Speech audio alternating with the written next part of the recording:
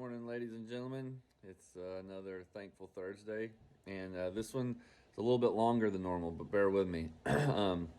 This morning, I'm so thankful for Louise McKeon, who I did not know until I was reading some literature this week. Louise McKeon, in 1948, was just a common housewife.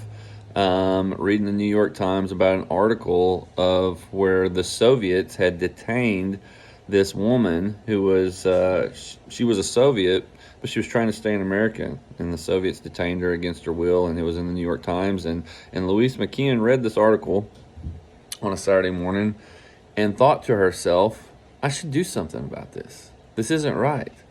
But what could she do? She's just just a common American citizen, nothing special, but she wanted to do something.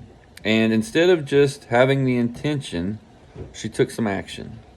She picked up the phone. She called her brother, who had just passed the bar in New York. He had just become a lawyer, and she expressed this to her brother. We got to do something. This woman doesn't want to go back to Russia. She's being held against her will. It's not right. So one thing leads to another. Her brother, ask other lawyers. They ask so-and-so. They get in front of a judge. They actually get a summons for the Soviet ambassador to appear in court about this matter. And this is in 1948. The Soviets are like, we don't care. We're doing what we want, right? But in the process of all this, they're detaining this woman. Her name was Madame Kasatkina. I'm probably saying that wrong.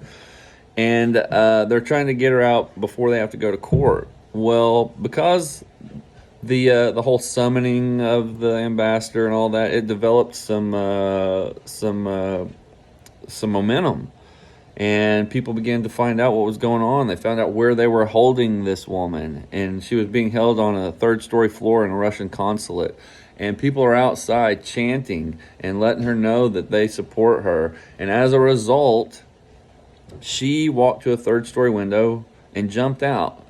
But there was a telephone wire and a group of people below that broke her fall, and she just had to go to the hospital. And this exposed the Soviets for the dirty, bad guys that they were. And it is just amazing to me that all of that started just because Louise McKeon decided to pick up the phone and call. You just never know what you can do or what you're capable of. Just an ounce of action is worth more than a ton of intention. And just wanted to share that with you this morning. I'm so thankful for people like this that remind me that I can do something. I can make a difference. So what are you thankful for this morning?